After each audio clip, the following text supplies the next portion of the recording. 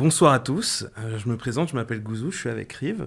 On représente la Team Flow qui est venue ce soir dans l'atelier de Dorian Balségur et qui est Dax.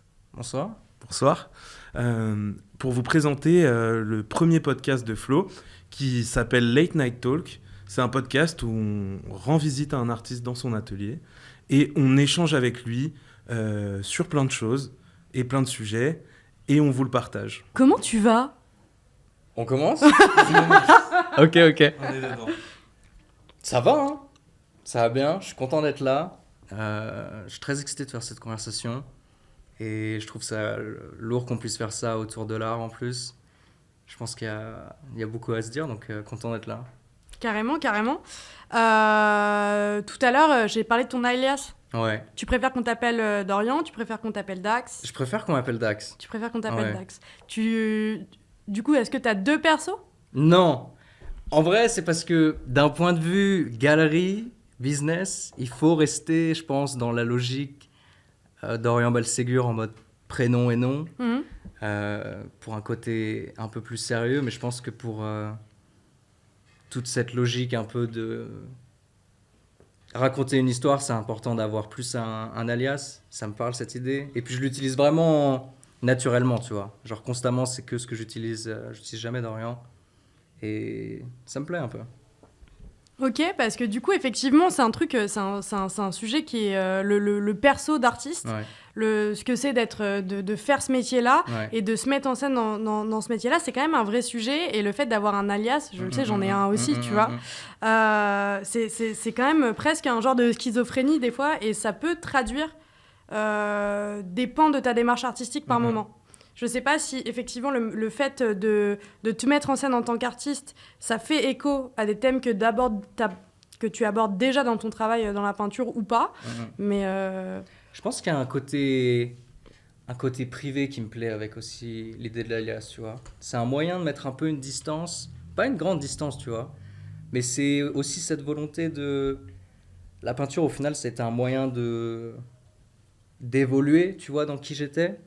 Et je pense que c'était presque un peu... Au final, au fur et à mesure, ça devient de plus en plus... une réaffirmation de soi, tu vois. Et du coup, avoir cet alias, tu vois, ça me permet un petit peu encore plus d'affirmer cette nouvelle direction, en quelque sorte, tu vois. Parce que tu nais avec un prénom que tu choisis pas, même si je kiffe mon prénom, tu vois. Mais faire ce choix, c'est aussi un peu cette volonté d'aller à 100% avec cette direction, un peu. ok. Et ouais, du coup, c'est pas la première fois qu'on se voit, on avait déjà discuté, et tu nous avais parlé justement de cette transition qu'il y avait eu dans ta life, un jour, tu as décidé que tu allais devenir artiste peintre, et franchement, tu as fait preuve d'une détermination jusque-là en si peu de temps qui est assez impressionnante. Mais du coup, ce switch-là, il vient d'où ? Est-ce qu'il y a des choses qui ont planté des graines à des moments ? Est-ce que c'est quoi le but final ? Le but final... Je vais commencer par la première question. C'est vrai que j'ai posé 15 questions en même temps. Je vais faire dans l'ordre. La première fois que ça m'a vraiment traversé l'esprit en mode faire de la peinture, c'est quand j'étais en échange en Asie et j'ai vu, il y avait l'expo Basquiat à l'époque à Louis Vuitton qui avait été beaucoup médiatisée et en fait j'ai découvert ce que l'art au travers de ça. Parce que moi j'ai grandi dans un milieu qui n'était pas du tout artistique, genre vraiment zéro. Et pour moi, l'art, c'était vraiment complètement inaccessible, tu vois. Fallait faire une école d'art, fallait genre avoir baigné dedans depuis que t'étais petit et tout ça.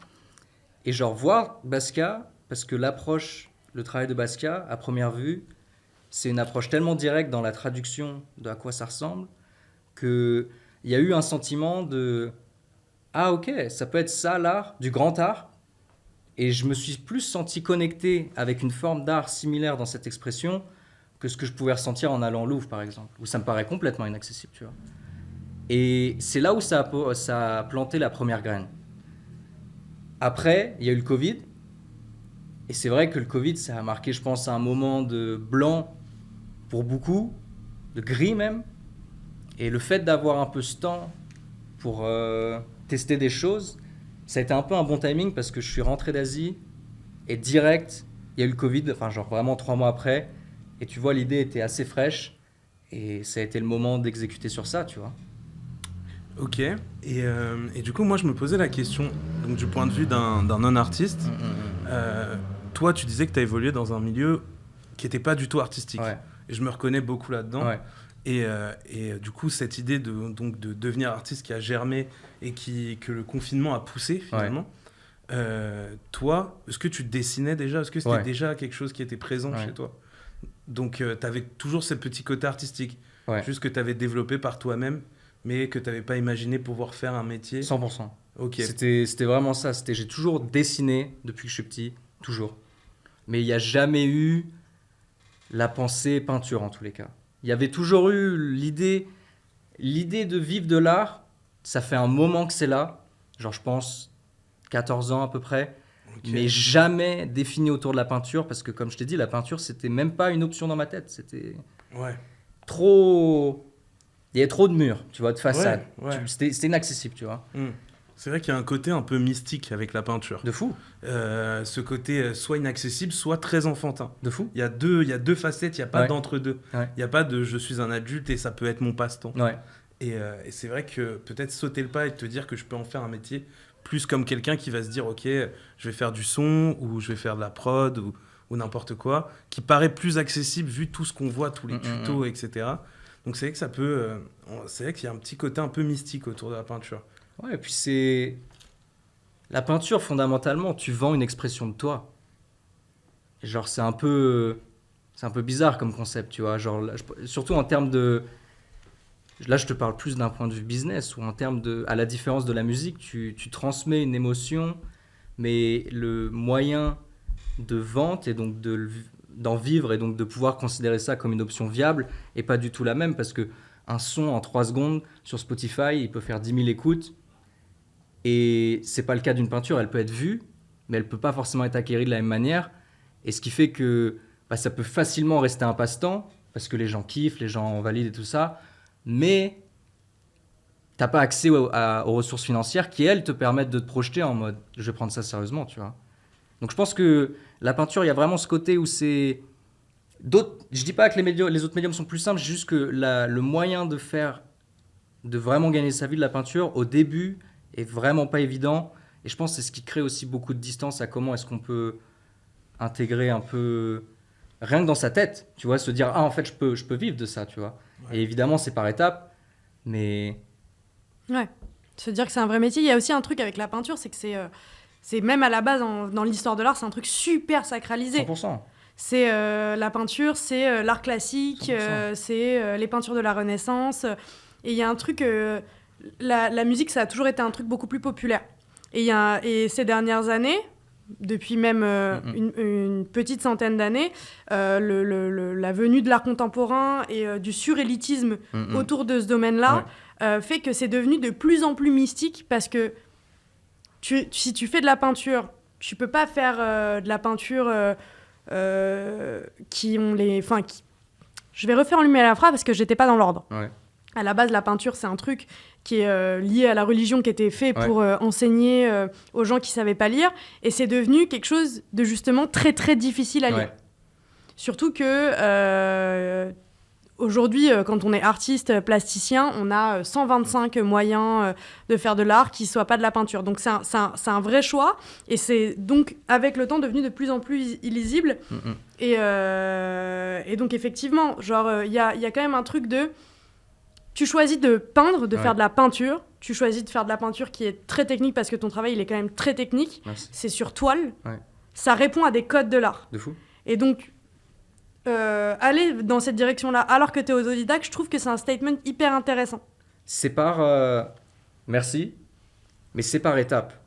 Ça serait mentir de dire que j'étais aussi au courant de ce qui se passait et de ce que ça pouvait être dès le début, tu vois. Il y a eu une approche ultra naïve au début qui se traduisait dans mon taf du début qui était beaucoup plus naïf et qui mériterait pas le terme technique typiquement, où c'est un process qui évolue et c'est surtout une éducation, et ça revient à ce que tu dis, sur le fait que c'est tellement un milieu fermé que la plupart des gens qui se prennent de l'art contemporain dans le nez, qui ne sont pas du milieu de l'art, vont dire c'est de la peinture, ouais, c'est de la peinture sur... Enfin, tu sais, surtout, je pense à l'art abstrait. C'est juste de la peinture de rouge, de la peinture noire sur toile, enfin, sans comprendre les nuances qui viennent avec, mais c'est aussi parce qu'elles ne sont pas forcément manifestées de manière très vocale, dans le sens où ça se veut, comme tu dis, très fermé, et c'est là où aussi il y a un peu ce... Je pense que il y a eu une évolution dans le sens où plus j'en faisais, plus j'en apprenais, et plus j'étais curieux d'en apprendre, et c'est surtout une ouverture intellectuelle de ce qu'est vraiment la peinture et de ce qu'elle représente, qui fait évoluer le propos autant dans ta tête que du coup graphiquement, parce que c'est intrinsèquement le reflet l'un de l'autre. Et depuis tout à l'heure, tu as placé 2 ou 3 fois le mot traduction. Ouais. Moi, c'est un truc qui me parle de ouf, parce que toutes les fois où je me suis demandé... même pendant mes études, où on m'a demandé ce que c'était pour moi l'art, c'est une forme de traduction. Ouais, 100%. Quand au lycée, en philo, quand tu passes ton bac, on te dit l'art, en fait, c'est la forme sensible de l'idée. Je sais plus quel philosophe a dit ça, mais sûrement un mec qui a vécu il y a plusieurs siècles. Et donc, effectivement, quand tu te poses la question, c'est une forme de traduction. Est-ce que tes sujets, c'est des choses que tu n'arrives pas à dire à l'oral, ou tes sujets, c'est plus des choses que tu arriverais à dire à l'oral, mais tu penses que la peinture, c'est une forme plus pure de témoigner de ce que tu veux dire? Je pense que le mot qui me vient à l'esprit, c'est primaire. Dans le sens où je regardais un reportage sur les chiens hier, et en gros, en fonction de l'espèce des chiens, tu as différentes... comment dire ? Tu vas avoir différents critères qui vont ressortir dans l'espèce, tu vois. Et que, par exemple, tu vas avoir des chiens qui vont être plus agressifs, des chiens qui vont être plus pour la famille, et que quand tu regardes l'origine de l'homme, à la base, ce qu'elle faisait en termes d'expression, c'était une expression visuelle. Où on voit, moi ça m'a vraiment marqué, les premières écritures, que ce soit dans les caves et tout ça. Il y a ce côté, comment dire ?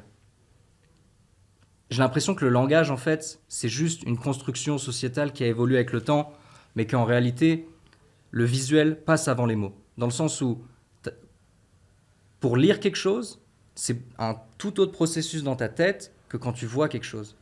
Et que c'est ça pour moi plus la peinture, tu vois, dans le sens où c'est exprimer en quelque sorte une idée, mais de manière plus primaire.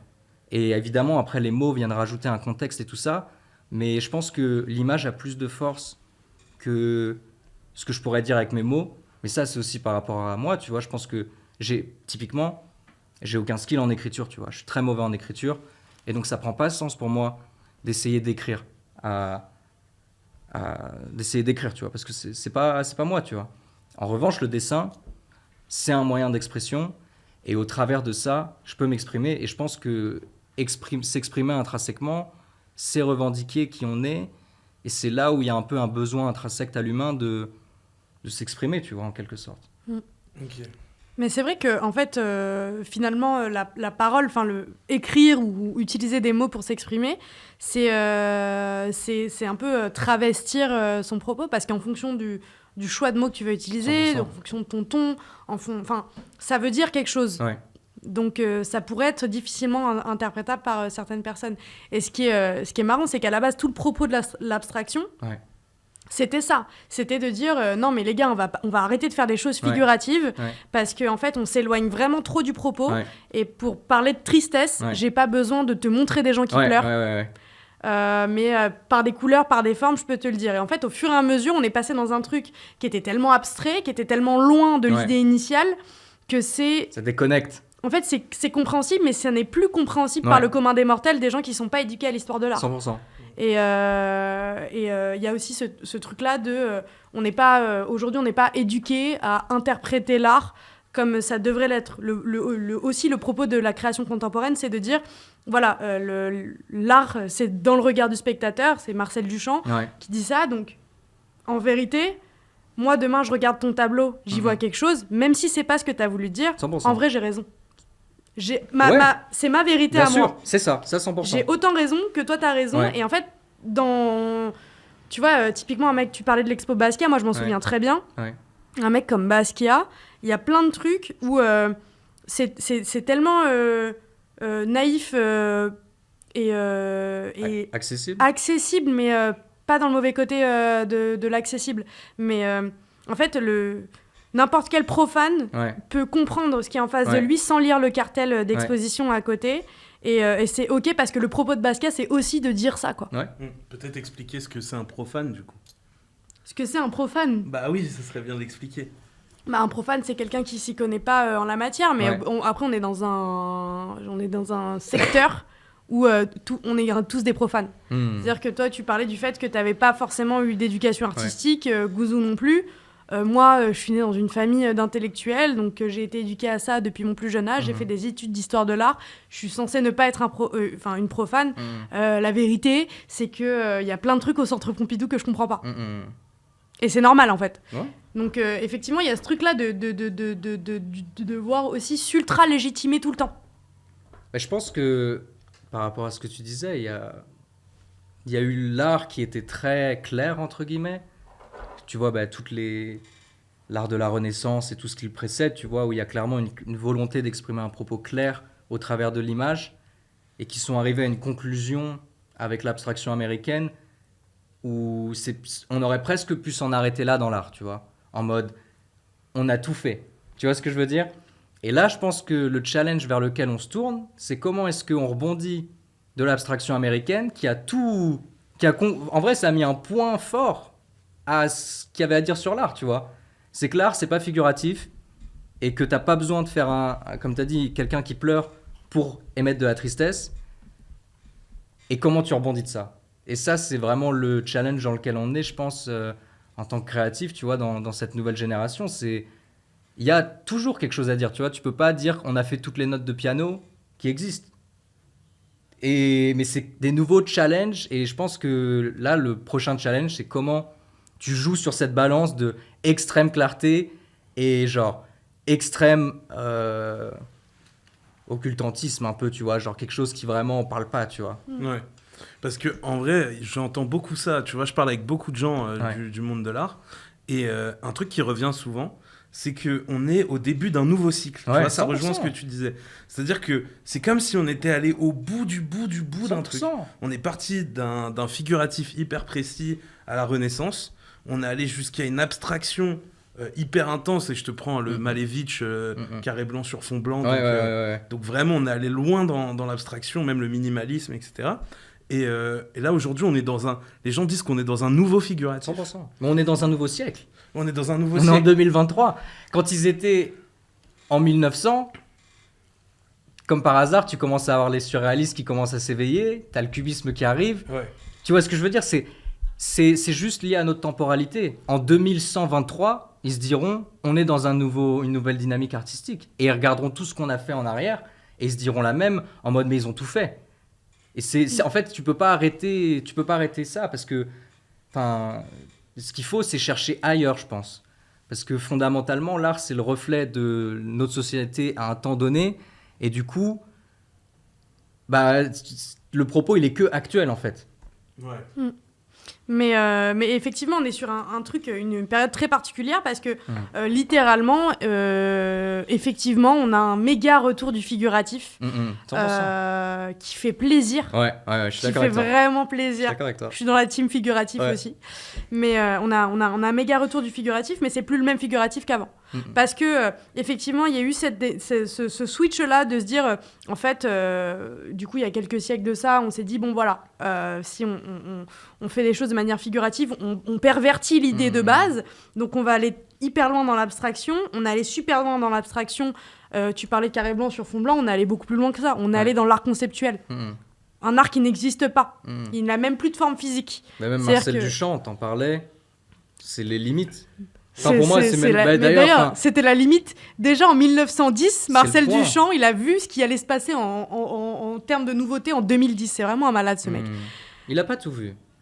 Attends, l'art conceptuel, c'est un truc qui est à la mode depuis genre 10-15 ans maximum. Et le mec, en 1930, ou un truc comme ça, évidemment, j'ai jamais les dates exactes parce que je manque de professionnalisme et manifestement, j'aurais dû continuer mes études en histoire de l'art. Mais le mec, il exposait déjà des boîtes où dedans, il y avait juste des idées d'œuvres qu'il a pas fait. Et il était déjà en train de dire, ouais, mon propos, c'est de considérer qu'en fait, l'idée, elle suffit. Donc il était déjà genre presque 100 ans après. Enfin, tout ça pour dire, le nouveau challenge du figuratif, c'est de dire, bon, ok, là, on se relance dans le figuratif parce qu'on est allé trop loin et qu'on parle plus au peuple et qu'on parle plus à personne, en fait. Je pense qu'il y a aussi le fait qu'on est plus centré sur nous. On est plus centré sur nous qu'on l'a jamais été, que ce soit dans le culte du soi, genre Insta, les réseaux, Internet. Ça nous pousse à remettre l'humain sur la carte de manière beaucoup plus forte qu'avant. Et je pense qu'il y a aussi beaucoup de questions de... Tu vois, quand tu étais en 1920 et que tu allais à l'usine typiquement pour bosser, il y a toujours des gens qui vont à l'usine en 2023, tu vois. Mais je pense que c'était une plus grande partie de la population à l'époque. Bah, tu avais moins le temps de te questionner sur qui tu étais, ce que tu allais faire et tout ça, tu vois. Là, tu démarres Insta, tu vois tout ce qui se passe, tu vois des gens qui vivent leurs rêves, qui vivent leur passion. C'est quoi une passion, tu vois? C'est genre le résultat de tout ce que tu as vécu jusque-là qui définit là où ton cœur te dit d'aller. Et c'est juste... Bah, c'est ça aussi qui fait qu'on se refait du figuratif pour moi. C'est parce que on parle plus de nous, on est plus conscient de nous. Mais genre, c'est un jeu collectif, tu vois ce que je veux dire? Genre, je suis plus conscient de moi, mais tout le monde est plus conscient de soi, tu vois. Je sais pas si je suis d'accord avec toi. Ok. Je te dis la vérité, je sais pas si je suis d'accord avec toi parce que j'entends complètement ce que tu dis et tout, mais j'ai quand même l'impression que tout ce qui est digital, se mettre en scène et tout, ça nous éloigne plus de notre nous profond qu'autre chose. C'est se perdre dans un moi social. 100%. Mais ça, c'est la culture. Tu vois ce que je veux dire? Ouais. Dans le sens où la culture nous pousse à nous représenter d'une certaine manière. Mais intrinsèquement, je pense que le fait qu'on ait accès à plus, qu'on conscientise plus notre existence, ça, c'est très contemporain à notre époque. Parce que même... Tu vois, avec l'intelligence artificielle, ça va faire que renforcer ce sentiment dont on aura moins à faire et on aura plus à savoir quoi faire. Ouais. Mais d'ailleurs, tu parles de l'intelligence artificielle, parlons-en. Gros sujet actuel. Tout le monde est en sueur, moi y comprise, de la venue de ces nouveaux outils. Et à la fois, on les utilise. Toi, tu te places comment par rapport à ça? Je pense que ça va aller. Ça va aller parce que on peut pas arrêter le progrès. Platon, à l'époque, il pensait qu'apprendre l'écriture à la population, ça allait faire qu'on allait perdre la capacité à se souvenir de quelque chose. Et il disait que c'était une mauvaise idée. Bon, ben, c'est ouf. Non, mais tu vois ce que je veux dire? J'avais pas la rêve de Platon. C'est que tu vois, chaque forme de technologie qu'on amène, outil, parce qu'on ne parle pas de... Ça reste des outils, tout ça. Vient chambouler l'ordre établi. Et donc on rentre dans un chaos, mais qui au final est juste générationnel et que je suis sûr que les gens, quand il y a eu le téléphone, ils ont commencé, il y a des gens qui disent mais les lettres alors on en fait quoi, tu vois, genre, tu vois ce que je veux dire, c'est constamment un cycle d'outils qui arrivent sur le marché et qui arrivent et il faut juste les embrace. Là on a le temps. Tu vois que Sam Altman, le fondateur de ChatGPT, il parle devant le Congrès il y a quelques jours. Donc, il ne faut pas non plus trop prendre son temps, parce qu'à partir du moment où le gouvernement américain met ses pieds dedans, tu sais comment ça va avancer par la suite. Non, mais on fait un podcast pas politisé. Non, mais dans le sens, je rigole. Si le gouvernement le Congrès commence à se dire qu'est-ce que c'est que ce truc, c'est que c'est en train d'atteindre les oreilles de vraiment tout le monde, tu vois. Évidemment, ça atteint les oreilles de tout le monde, mais à un niveau où ils sont en train de se dire comment est-ce que ça peut changer l'ordre établi. Parce que c'est ça aussi la réalité de l'intelligence artificielle, c'est que quand tu vois des compagnies qui parlent de licencier 11 000 salariés parce qu'elles étaient spécialisées en télécommunications et que tu as une IA qui peut faire des fausses voix et parfaitement indiquer un client et juste après envoyer à un humain à la fin qui vraiment en cas de problème peut aider, ça veut dire que tu as 11 000 personnes qui vont devoir se questionner sur qu'est-ce que je vais faire vraiment, tu vois. Et pour moi, ça en revient un peu aussi à cette idée de le soi va exploser dans les prochaines années, mais positivement. Je dis pas ça en mode égocentrisme, je dis juste qu'on va arrêter de faire et savoir quoi faire, je pense. Ah, ok. Ok, je vois. C'est un peu c'est un peu chercher à quoi on peut être utile en continu. Un genre de comment se rendre indispensable là où ça nous fait plaisir. Mais je pense que le mot-clé, c'est plaisir. Parce que intrinsèquement, tu peux pas faire quelque chose de bien quand t'aimes pas ça. Ouais, c'est vrai. Et que on a tous des facultés intrinsèques. On a commencé la conversation sur la peinture et en disant que je sais pas écrire. Il y a quelqu'un qui, à côté, dans la pièce d'à côté, sait écrire, tu vois, comme un dieu. Et il doit avancer vers ça, tu vois.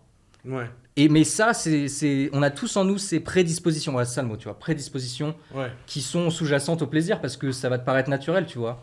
On a tous quelque chose en nous vers lequel on tend et ça passe évidemment par l'exploration, le test, la recherche, le test aussi, tu vois. Ouais, en vrai, c'est un peu ça parce que tout à l'heure, on parlait de but final et tout. Ouais. Et en vrai, il y a je sais que c'est peut-être le taoïsme ou le bouddhisme. Ouais. Encore une fois, des infos à peu près, mais on n'est pas là. On est là que pour donner des à peu près infos. Mais qui dit qu'en fait, ce qu'il faut, c'est apprécier le chemin. Donc, cette phase essai-erreur, au final, c'est un gros kiff. D'ailleurs, c'est un truc qui est dit très souvent, mais en France, nous, on a beaucoup ce problème de jugement de l'erreur. Mais oui, mais c'est dingue. De jugement de l'erreur, alors que je trouve qu'il n'y a rien de mieux que faire des erreurs. Parce que ça te rapproche justement de tes prédispositions. 100%. Parce que, tu vois, typiquement, je prends mon exemple. Je me cherche, je suis un humain qui se cherche. Et dans ma recherche de moi-même, il y a un moment où je me suis dit, et si je rappais Non, mais alors, c'est pas une phase. Beaucoup de gens sont passés par cette phase. Beaucoup de gens sont passés par cette phase. Et vraiment, il y avait ce truc où je croisais plein de gens qui me disaient, mais mec, rappe, attends, mec, il faut que tu rappes. Gros, c'est parce que tu veux t'exprimer. Ouais. Tu vois ce que je veux dire, c'est appris. Mais encore une fois, j'ai eu cette même conversation avec un bro ce matin. On essaye tous de s'exprimer pour savoir qu'est-ce qu'on branle là.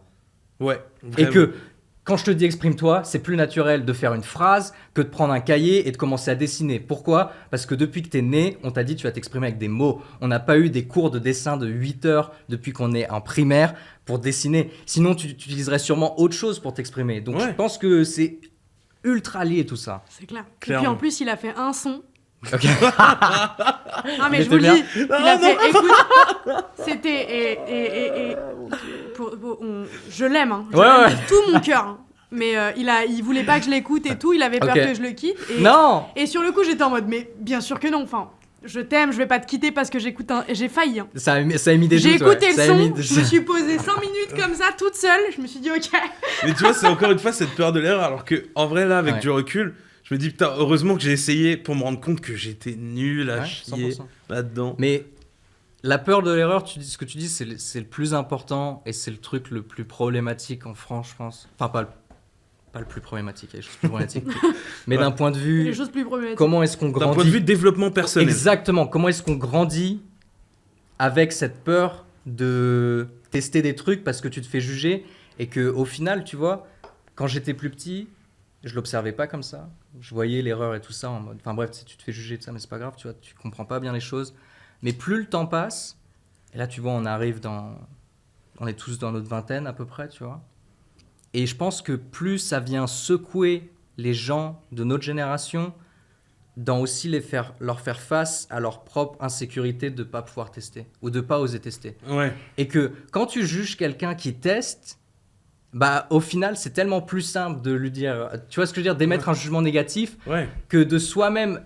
Parce que quelqu'un qui a testé aussi de faire du son, quelqu'un qui a testé de faire un truc et qui a loupé ou c'était vraiment honteux, il va sûrement pas te dire, ouais, c'était de la merde, tu vois. Ouais. Il va te dire, c'est pas vraiment ça, mais au moins t'as testé, c'est cool, peut-être qu'il faut tester autre chose. Ouais, ou alors il va me dire, gros, moi aussi j'ai fait de la merde. Et, tu vois ce que je veux dire ? Et au final, on est dans la même équipe, tu vois. C'est ça. Ouais. Il y a ce truc de... Je sais pas, c'est des... Ouais, tester, il n'y a pas vraiment la culture du tester, tu vois, parce qu'on est... Ouais, Enfin, c'est la peur, tu vois. C'est la peur qui... Mais la peur, on peut en parler pendant 2 heures, tu vois. C'est le truc qui bloque le plus l'humanité, tu vois.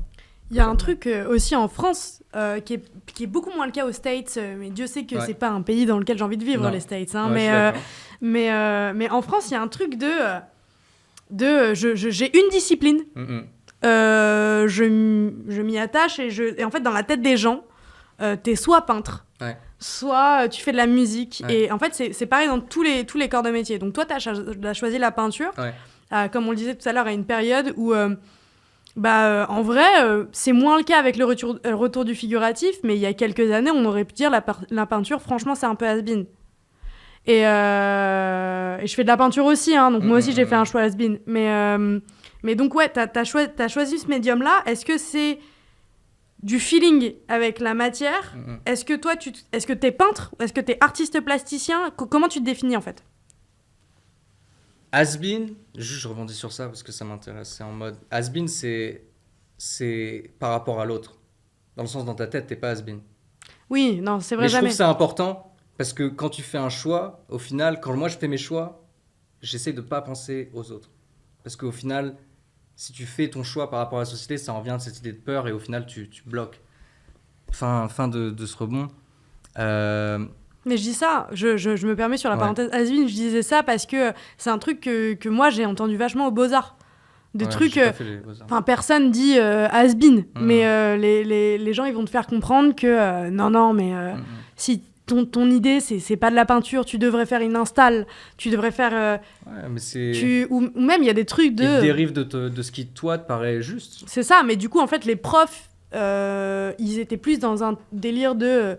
On va peut-être pas orienter les élèves vers de la peinture parce que c'est un truc qui est un peu dépassé, mais c'est pour ça que j'ai utilisé le terme has-been. Mais en vrai, comme je te dis, moi je fais de la peinture. Mais au final, c'est des logiques de marché presque, tu dis. Enfin, ce que les profs te disent. Ah, c'est clair. Et tu vois ce que je veux dire ? C'est en mode on te contrecarre dans ta volonté par souci de vente, tu vois. Et que quand tu inclus l'acte économique dans l'acte créatif, avant même ou pendant de faire l'acte créatif, bah ça colle pas, tu vois. Ouais, parce que c'est vrai qu'aux Beaux-Arts, moi, tu vois, pour quelqu'un qui a visité les Beaux-Arts vraiment en touriste, mais en posant plein de questions, j'étais très curieux de ce monde-là un peu que je connaissais pas. Tu vois. Vraiment, en plus, quand tu arrives à Paris, les Beaux-Arts de Paris, c'est un monde, c'est un vieux bâtiment, tu vois les noms des grands maîtres taillés dans la pierre et tout. Et tu te rends compte qu'en fait, t'as énormément d'ateliers de peinture. Et ce truc de dire que la peinture, c'est un peu has-been, c'est un peu dire, il y en a beaucoup qui le font, comme tu disais. Il y en a peut-être beaucoup qui le font, donc par souci de se différencier. Par souci, tu parlais aussi du côté économique, même si c'est un thème qui est moins abordé aux Beaux-Arts. Par souci de se différencier, il faut aller sur d'autres médiums, il faut exprimer ton propos d'une autre façon. C'est un peu, tu vois, pour faire un parallèle un peu con, tu vois, par rapport au fait de vendre. Là, en plus, avec ce qui se passe en ce moment sur Netflix, c'est un peu comme faire de la drill, peindre.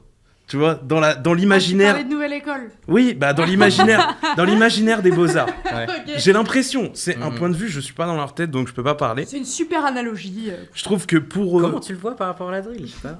Parce que, tu sais, aujourd'hui, j'ai l'impression que tous les nouveaux rappeurs font de la drill. Enfin, en tout cas, c'est devenu hyper commun de faire de la drill. Clair. Tu vois, et en prenant l'exemple de Nouvelle École, qui est censé être un contenu vidéo, d'ailleurs, ils nous ont même pas sponsor, mais c'est pas grave. Comment ça, vous nous avez pas sponsor Netflix ? Regardez la prod qu'on a. Franchement, on mérite. Et en vrai, quand tu regardes Nouvelle École, je pense que t'as 80%. Donc des gens qui sont censés être la relève, qui font de la drill. Alors, mais c'est... Et tu vois, c'est un peu comme si demain, t'arrives aux Beaux-Arts, t'as 80% des élèves, enfin je fais une fausse stat de ouf, mais qui font de la peinture, tu vois. Après, bien sûr, ils font de la peinture à leur sauce, comme il y a des gens qui font la drill à leur sauce, mais ouais, c'est un peu faire cette analogie-là, et c'est pour ça peut-être que je pense que dans l'imaginaire commun, faire de la peinture, ça peut être has-been. Alors qu'en soi, heureusement qu'il y a le nouveau figuratif, et heureusement qu'on montre plein de nouvelles choses aujourd'hui. Ça fait plaisir. Et de base, je suis pas un gros client du figuratif. Ouais, c'est vrai. Étonnamment, tu vois, parce que tout à l'heure, on parlait de profane.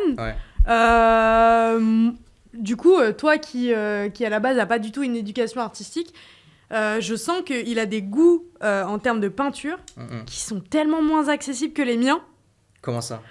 Il va aimer des artistes qui font des trucs beaucoup moins figuratifs, donc forcément beaucoup moins accessibles, et il va aimer des choses beaucoup plus deep visuellement que ce que moi je vais aimer. Tu peux citer peut-être des noms, mais allez, pull up des gens, vas-y. Je suis pas une balance, mais Non, mais par exemple, un artiste avec lequel on a travaillé, tiens, je vais pull up des noms Ok. de jeunes artistes Chaud. récemment sur notre dernière exposition. Antoine Bro, tu remets? Antoine Bro, oui, tout à fait, je remets. Antoine Bro, Ouais. c'est quelque chose qui, déjà moi, d'un point de vue émotion que ça me procure au visuel, je trouve ça excellent. Et pourtant, c'est très drôle parce que moi, je verrais tes toiles à côté des siennes, il faudrait que je te montre. Grave, j'y avais pas pensé. Ok. Mais Il ouais. faut absolument qu'on te montre ce qu'il fait. Ok, chaud. Ouais. Et tu vois, c'est plus abstrait, hein, pour le coup, c'est plus abstrait, même s'il représente certains objets. Et moi, quand j'ai vu son travail, Ouais. parce qu'au Beaux-Arts, son atelier est à côté de l'atelier d'un artiste avec lequel on travaille, Ok. je me suis fait gifler. Et ça me fait plaisir de pull-up justement des gars qui sont pas forcément pull-up encore. Pull up, Antoine, si tu nous écoutes. Big up. Mais ouais, donc ça va être... moi, j'aime beaucoup un côté un peu vaporeux dans la peinture, que je retrouve aussi dans la tienne. C'est un adjectif qui est sûrement pas le bon. Si. Mais il y a un côté vaporeux que j'aime beaucoup, même dans la musique, que j'aime beaucoup retrouver et que j'aime retrouver visuellement, ce côté qu'on peut avoir un peu planant, un peu Ouais. profond, Ouais. et un peu en même temps léger. Tu vois ce que je veux dire?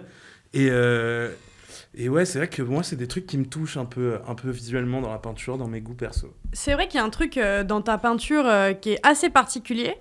Et là, on va parler vraiment purement visuellement. On va peut-être un peu loin dans l'analyse, mais c'est très anguleux. Ouais. Donc, Courbé. et en fait, Non, y a c'est pas à la d'angle, fois, justement. comme il disait, Y a c'est pas vaporeux, Ouais. mais il y a un côté, moi, je vois de la brutalité, quoi. Brut, ouais. Et à la fois, il y a ce traitement de la matière. Ouais. Et là, je parle, on dirait que je suis du centre Pompidou, comment je parle. Mais il y a un traitement de la matière qui est On vous hyper... aime le centre Pompidou. J'adore le centre Pompidou. Embauchez-moi, d'ailleurs. Mais donc, ouais, il y a un traitement de la matière qui est super, super doux, super... j'allais dire attentionné, mais c'est pas le bon terme. Si, en vrai, c'est du détail. Et pourtant, il y a quand même un truc qui ressort, je sais même pas comment tu fais. C'est peut-être le contraste des couleurs. Il y a un truc super violent. Pas violent, mais... C'est le contraste. En vrai, contraste, c'est le mot. Je pense que c'est le contraste des idées, dans le sens où c'est une volonté d'exprimer quelque chose d'en général assez brut, mais plus dans le thème. Et après, l'exécution, elle est plus douce, tu vois. Parce qu'il y a toujours cette volonté, j'aime vraiment cette idée d'opposer deux choses. Tu vois ce que je veux dire? Genre que ça soit dans un thème assez cru, de l'exprimer de manière crue, et qu'au final, l'exécution soit douce, tu vois. Et tu crées une ambiguïté qui, au final, enlève tout... Tu sais pas sur quel pied danser, en quelque sorte. Et j'aime vraiment cette idée. Pourquoi? Parce que ça en revient à cette idée que... Tu faisais part du fait qu'il avait une sensibilité plus précise parfois sur certains trucs ou plus deep et tout ça. Et je pense que visuellement, mais dans tous les médiums artistiques, tu vois, on n'est pas censé recevoir d'éducation pour savoir ce qu'on ressent, tu vois, en quelque sorte. Ça doit être naturel. Après, toi-même, tu travailles ton ressenti, mais il n'y a pas vraiment à avoir enfin, tu peux avoir une école ou une formation, c'est bien aussi, mais... C'est plutôt l'écoute de soi et de savoir ce qui résonne avec toi, tu vois, en quelque sorte. Et j'aime bien cette idée de créer un terrain ambigu pour que justement, il n'y ait pas de préconception un peu de comment est-ce qu'on doit appréhender ça, tu vois. C'est clair. Tu arrives sur un terrain où il n'y a pas de... Enfin, j'aime bien cette idée de... Tu crées ta propre langue. Ouais, I guess, un peu. Parce que ce qu'on t'apprend en école d'art, c'est finalement une forme de langage. Ouais. Tu vois, que ce soit dans la peinture ou dans les autres formes d'art, c'est une forme... Là, toi, Ouais. tu décides que tu crées ta propre langue. Ouais. Et je comprends de ouf ce Je pense positionnement. que ouais, c'est un peu ça. Après, tu vois, c'est presque quelque chose qui est plus lié aussi à toi, toi, en sens... je pense que quand tu es dans un domaine créatif, tu essayes forcément d'exprimer quelque chose d'unique. Parce que si tu fais la même chose que l'autre, et que l'art, c'est l'expression de toi, ça veut dire que tu es comme l'autre. Et... ça, j'avoue, je sais pas trop pourquoi, mais j'ai l'impression qu'on a tous une tendance à vouloir se singulariser. Et quand on l'approche sous le bon angle de se singulariser par la création et pas par d'autres choses, genre une montre ou genre une grosse voiture, tu vois ce que je veux dire? Genre, quand on se singularise dans notre individu, et donc intrinsèquement par la peinture, qui au final sont la même chose, bah, ça fait qu'on a plus de pistes uniques en quelque sorte. Ouais, je vois ce que tu veux dire. Et il y a autre chose, je reviens sur un sujet qu'on a grossièrement abordé tout à l'heure, on parlait de trucs qu'on te dit aux Beaux-Arts de faire, de pas faire, et notamment au tout début de la discussion, on a parlé de ton alias. Ouais. Toi, tu signes avec un sigle super précis, tu l'as en chaîne actuellement où on se parle. Actuellement, la signature dans un tableau, c'est pas du tout anodin. Ouais. Moi aussi, je signe mes tableaux par mon nom, et généralement, je le fais en gros sur la face avant, tu vois. Parce que ça veut pas rien dire. Aujourd'hui, effectivement, la majorité des tableaux, ils peuvent être authentifiés sans que tu aies besoin de signer. À la base, la signature, c'est un truc que tu fais, qui faisaient à l'ancienne pour pouvoir authentifier leurs tableaux et tout. Là, c'est plus du tout le cas. Si tu signes et que tu fais...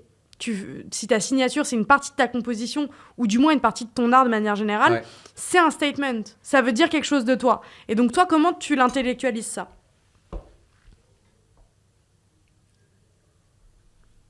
Pour moi, logiquement, le visuel, enfin le tableau, comment dire ?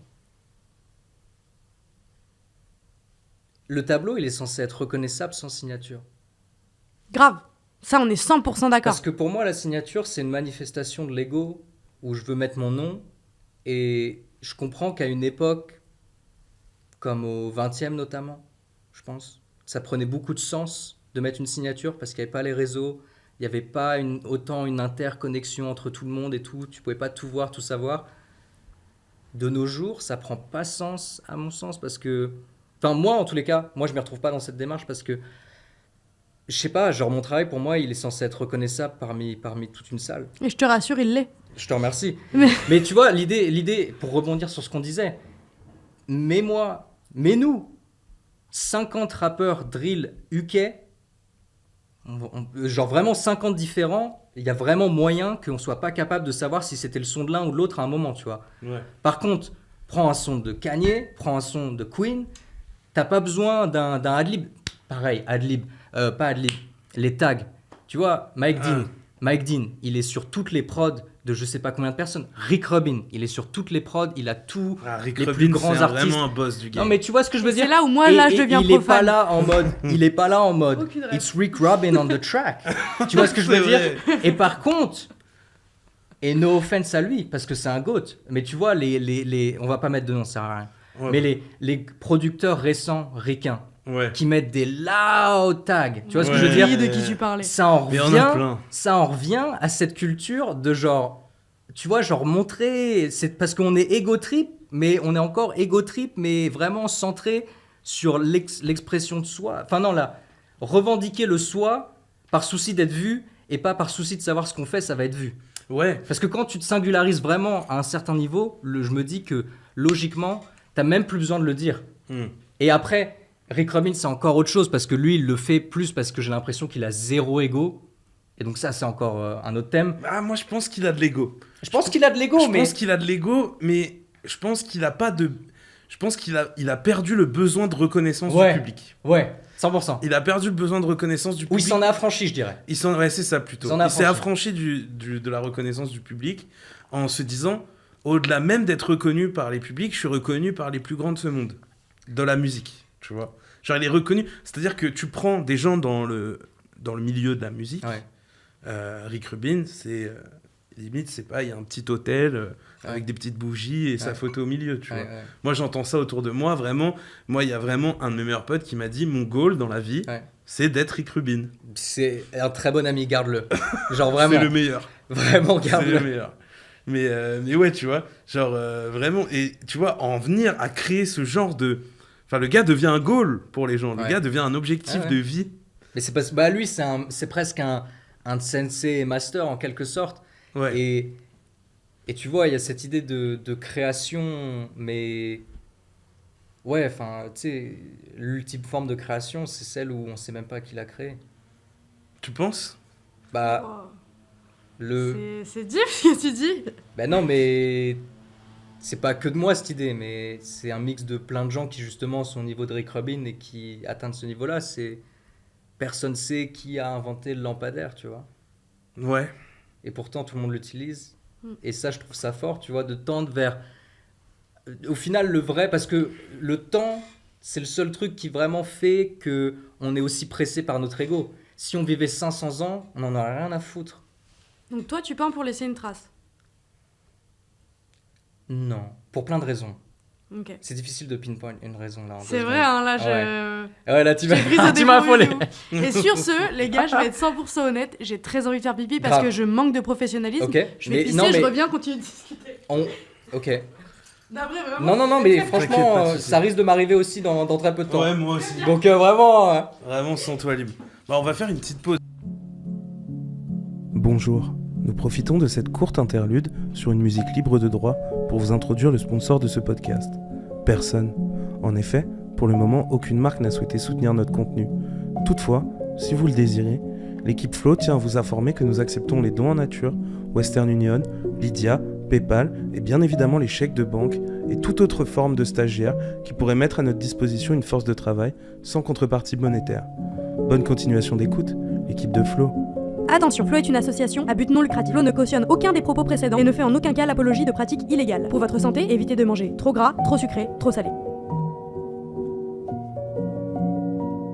Mais tout à l'heure, on a regardé, on a regardé une vidéo sur Boltanski, qui d'ailleurs parle du temps. J'ai pas Boltanski. Boltanski, c'est Christian Boltanski, c'est un artiste français contemporain Ok. qui est mort il y a pas longtemps. Ok. Genre The Mastodonte, deux rétrospectives à Pompidou, Ok. The gars, tu vois. Ultra contemporain, qui parlait vachement de la mort, Ok. et du temps qui passe, et de l'oubli, Ouais.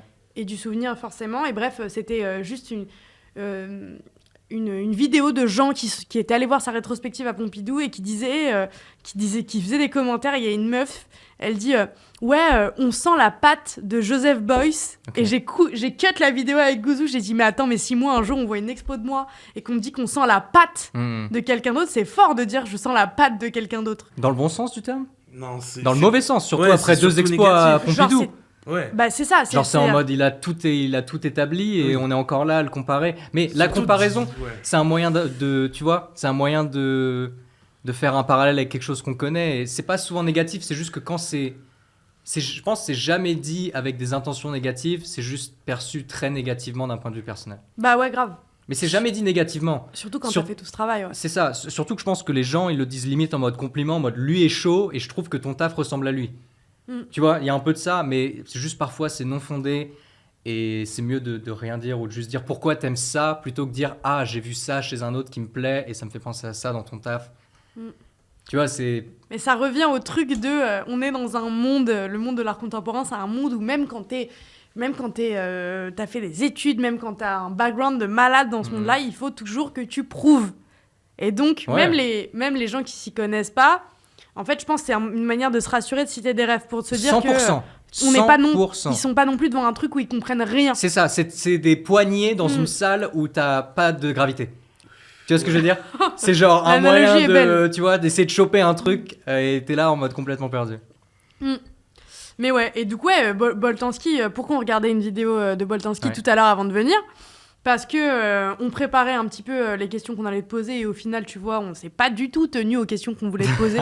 On est C'est le parti but. en C'est le but, c'est le freestyle but. de fou. Mais parce que Boltanski bosse sur le temps. Ok. Et que la première fois qu'on s'était vu, quand on avait fait notre première visite d'atelier, Ouais. on avait vachement parlé du temps. Et donc j'ai dit, en fait, au lieu de mater des vidéos sur le temps dans l'art, Ouais. on va aller checker des artistes, notamment Boltanski. Belle démarche. Et moi, il y a un truc qui m'est vraiment resté en tête. Ok. Depuis qu'on s'était vu la première fois, tu m'avais dit je bosse la nuit. Ouais. Et généralement, je cache l'heure sur mon Ouais. iPad et tout. En fait, quand je bosse, je veux pas savoir combien de temps il s'est passé entre un point A et un point B. Ouais. Et je trouve qu'il y a vraiment quelque chose... D'ailleurs, là, on tourne la nuit. Ouais. Tu vois, Ouais. c'est... Il y a quand même quelque chose de très, très, très méditatif Ouais. et d'hyper intéressant dans le délire de... c'est le moment où tu crées, tu te détaches complètement de tout ce qui peut se passer. Ben, je vais commencer par le point de la nuit pour ouvrir sur le temps plus généralement.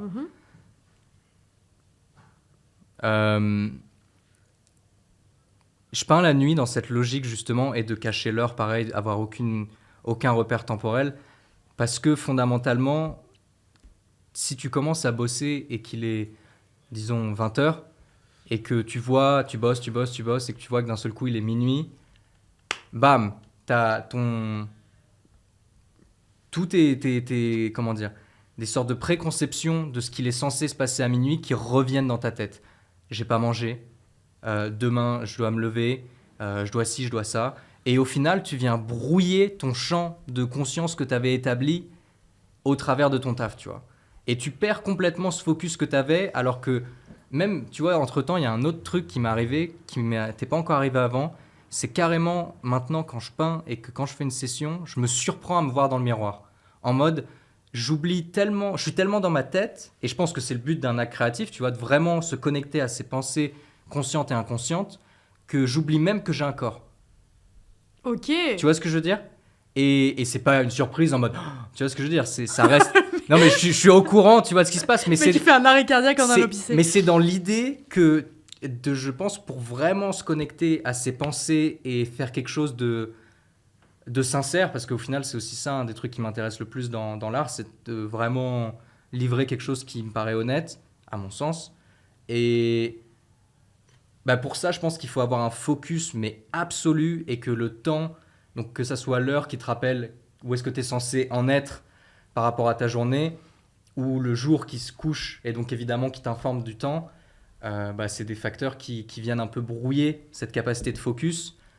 Et donc ça, c'est pour le point du temps, en mode l'horaire, le truc et tout ça.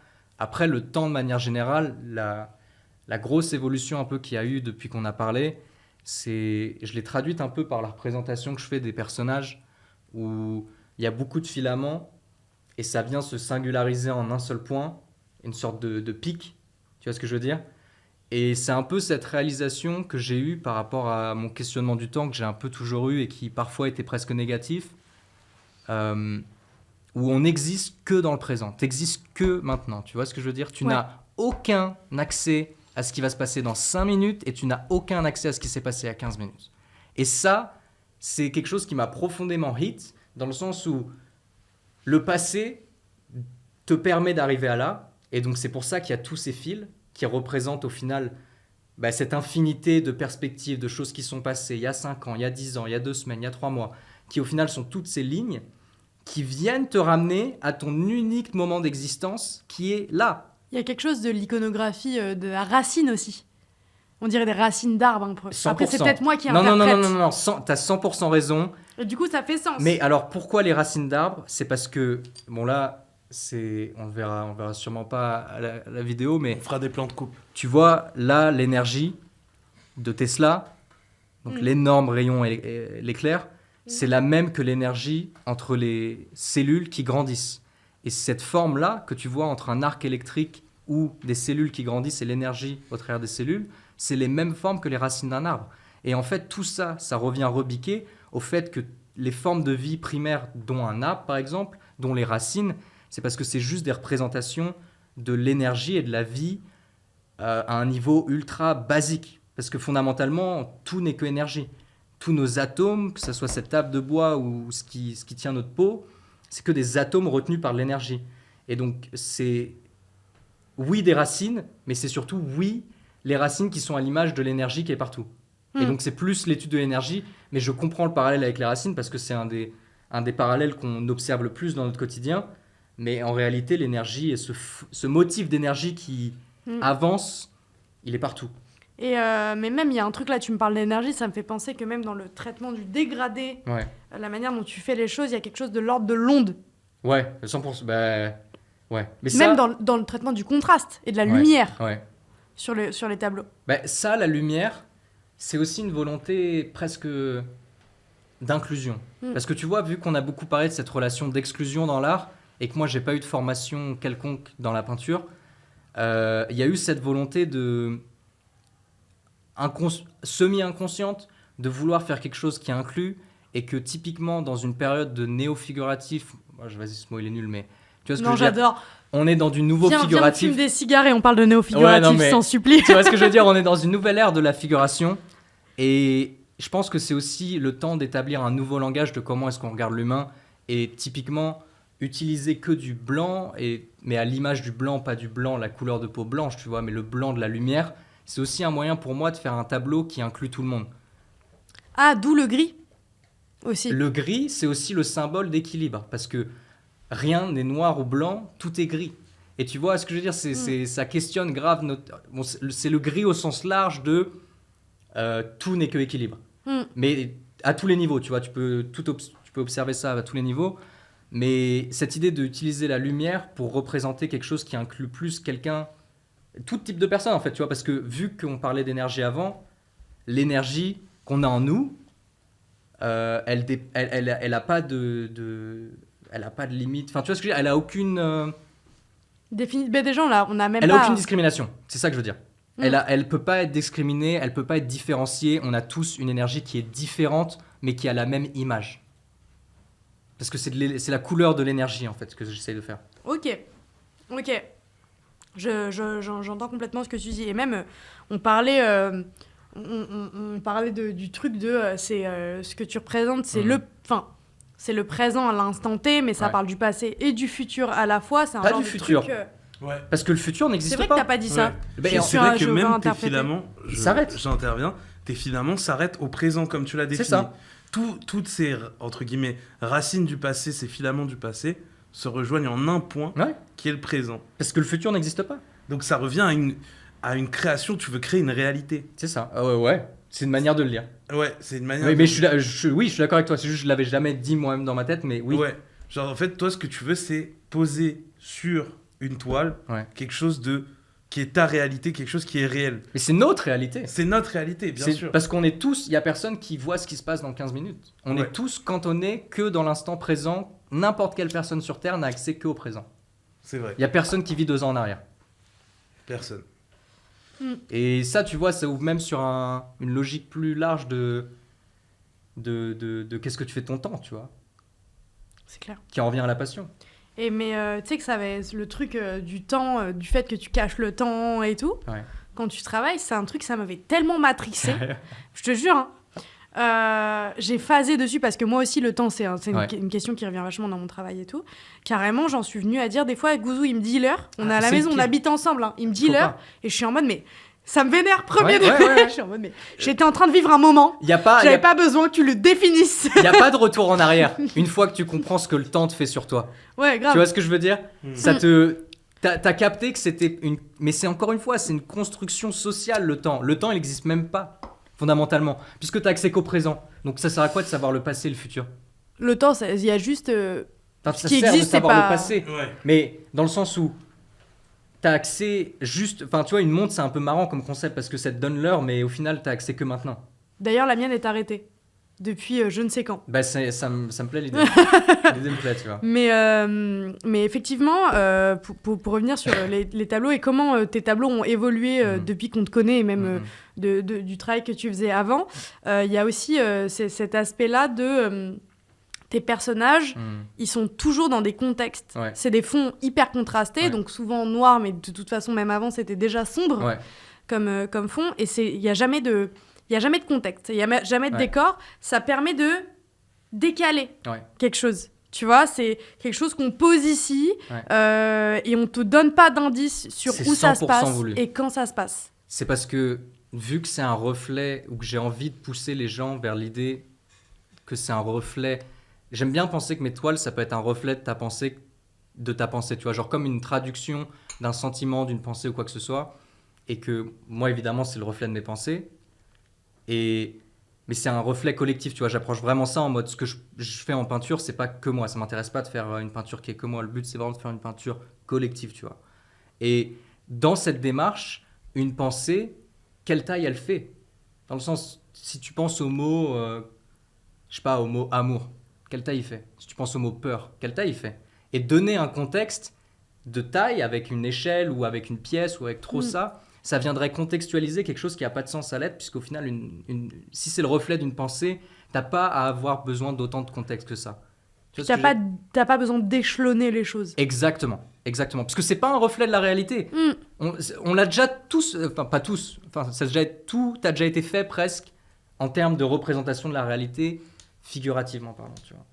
Dans le sens où on a fait tous les paysages, on a fait tous les trucs, toutes les maisons, tous les ci, tous les ça. Il n'y a plus d'intérêt à faire ça. Ça y est, en plus, Là, si tu fais ça, tu fais de la photo en fait. Ouais. Ah, Après oui. là, j'ai dit une phrase de connasse un petit peu. Non. Si, C'est hein. juste parce qu'il y a une vraie relation Si entre tu la veux faire un photo- truc vraiment réaliste et que tu veux mettre en scène Oui. la réalité, Oui, en fait, soit t'as un statement et le fait que tu fasses de la peinture, ça veut dire quelque chose de la réalité 100%. que t'es en train de représenter. Ouais. Si demain tu peins quelqu'un, je sais pas, dans une gare, assis, le fait que t'es passé des heures, à faire la Ah. gare, le train. ça veut dire quelque chose, mais si tu veux juste représenter la réalité, bah en fait tu fais une photo et ta photo elle aura autant de sens. C'est ça. Puis là, on Mais- traduit. Moi, j'aime traduire des concepts qui, je pense, ne peuvent pas être représentés parce qu'ils sont pas réels. Tu vois ce que je veux dire ? Mm. Dans le sens où l'idée, c'est de quitter justement toute la représentation de ce qu'on connaît par le visuel. Mm. Tu peux pas vraiment représenter. Ils sont pas palpables. C'est pas palpable, exactement. Et ça Parce en que vient c'est à l'idée réel, de il y a vaporeux un rien, peu, tu il y a vois. rien de plus réel que ça. Franchement, moi je suis dans, enfin après c'est ma philosophie et tout. Ouais. Rien n'existe. Ouais. Par contre, une émotion, Ouais. c'est vraiment et l'énergie, Ouais. c'est vraiment un des seuls trucs où on peut être sûr que ça existe. Bah, quoi. on la ressent en tous les cas. Bah, c'est ça. Et tu la vois pas. Ouais. Mais tu la ressens, et je trouve que dans cette logique d'explorer des territoires qui ont déjà été explorés, mais d'une nouvelle manière, de sorte à ce que ça prenne sens avec la temporalité dans laquelle on est dans notre siècle, ça me paraît être un bon terrain de recherche, tu vois. Clairement. Et dernière chose que je voulais te poser par rapport à ton taf visuellement, tu parlais d'énergie. Ouais. Des fois, il y a un seul personnage. Ouais. Souvent, quand il y a un seul personnage, il est en mouvement la Ouais. majorité du temps. Ouais, ok. Sinon, il y en a deux. Ok. Donc, il y a quand même un truc de... Soit il y a une énergie qui se transmet entre plusieurs personnes, Ouais.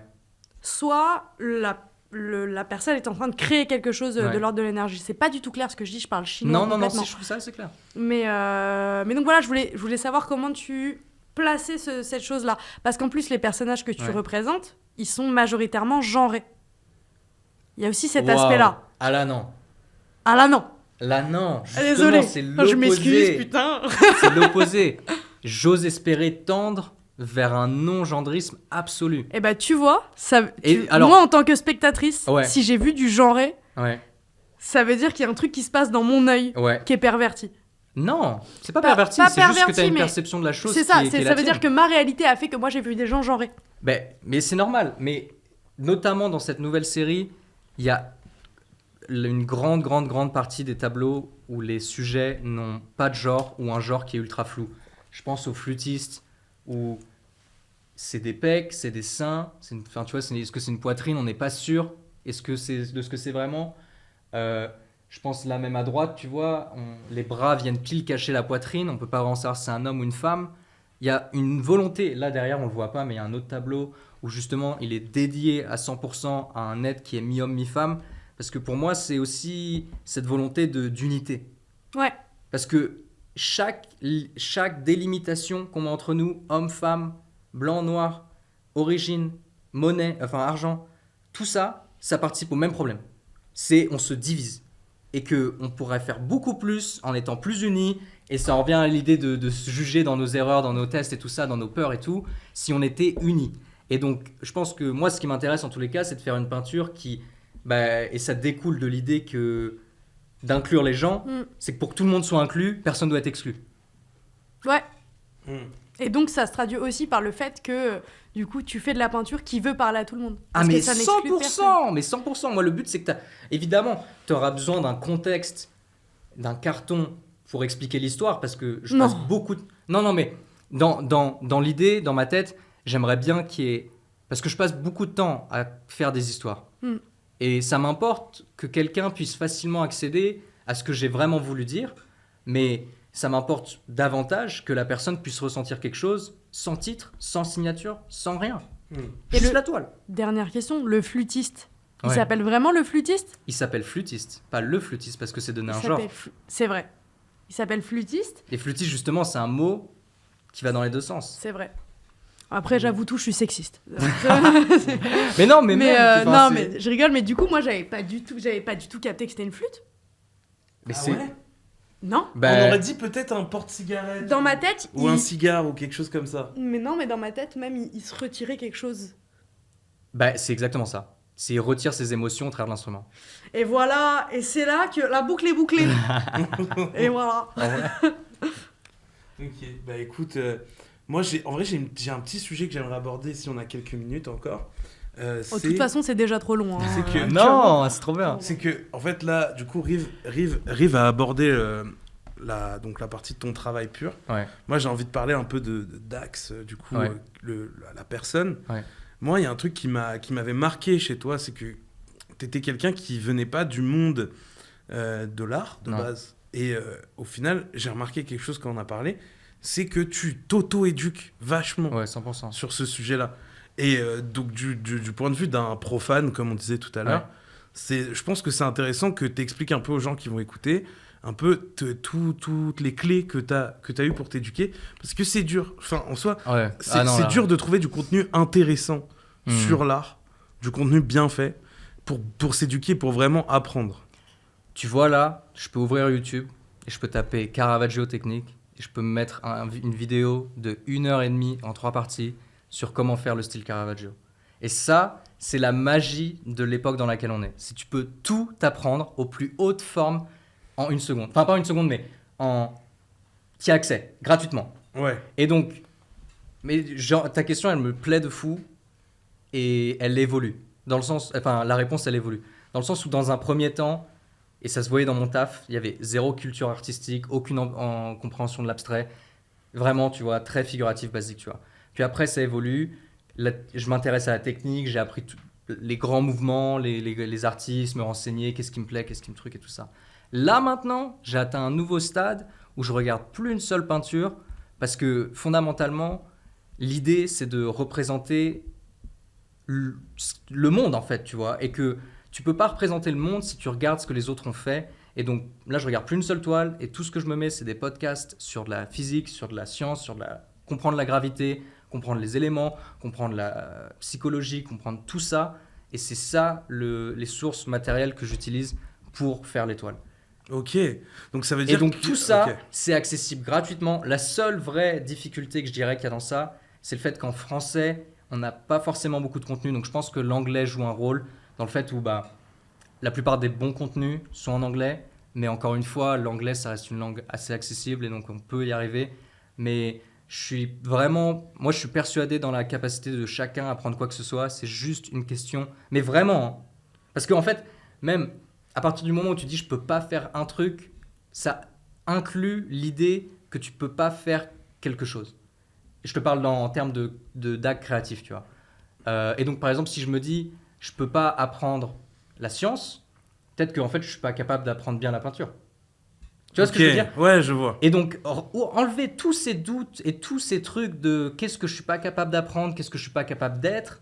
Et je parle vraiment les limites en termes de soi, tu vois. Je parle pas par rapport aux autres, je parle vraiment par rapport à soi. Il faut enlever toutes les limites de qui on peut être et de les préconceptions qu'on a eues de ce qu'on pouvait être afin de vraiment découvrir qui on est. Ouais. C'est clair. Mais dans ce que tu dis, j'ai l'impression que du coup, par rapport à la dernière conversation qu'on a eue, tes limites, elles ont encore évolué. 100%, ah ouais. Là, le truc de la science, de tout ce que j'écoute sur ça, c'est ultra récent et c'est en mode, je me mets des podcasts de 2 heures de Lex Fridman sur la gravité et je peins en même temps. Ok. Parce que au final, c'est ça qui donne les idées les plus incroyables. Parce que là, il y a un autre tableau qu'on voit pas derrière où il y a sa main qui est reflétée en infini. Et c'est cette idée, elle vient directement. Je l'ai vu. Ouais, elle a été montrée tout à l'heure, Ouais. tu vois. On va mettre Un petit slide, hein. Image. Et tu vois, cette idée, elle vient directement d'un podcast sur les idées des univers parallèles et comment est-ce qu'au final, enfin, tu vois ce que je veux dire, Ouais. c'est d'accéder à ces multitudes de réalités. Et durant l'acte créatif, t'accèdes qu'à un seul de ces multitudes de réalités, tu vois. Mais au final, c'est un concept scientifique qui vient être traduit en images. Et pour moi, tout à l'heure, tu m'as posé la question, c'est quoi un des vrais buts, un de mes vrais gros buts, ça serait de prouver le point que l'art, c'est le langage humain de la science. Ok, et voilà, la boucle est bouclée. Tu Voilà. vois, j'ai posé la question la pire. Ouais, First, mais non, c'est comme la ça. meilleure question, mais j'étais hit. Eh ben, J'étais trop hit écoute, sur le coup. Je pense que cette conclusion est une super conclusion. Ça me chève, de ça me ce chève, ça me podcast. chève, ça me chève. Pour faire un petit point, du coup, pour parler de notre futur qui Ouais. est peut-être pas la réalité, du coup. Non. Et donc, dans l'idée, nous, avec Flo, avec notre asso, on va sûrement t'exposer Ouais. dans les mois qui arrivent, Ouais. aux côtés très, de... Très probablement. Quoi. Ouais, c'est sûr. Donc voilà, histoire de teaser un peu, pour ceux qui écoutent, venez nous suivre, suivez Dax, parce you. que Dax, son travail est intéressant et il Merci. évolue constamment, donc ça fait plaisir. Prenez le train en marche.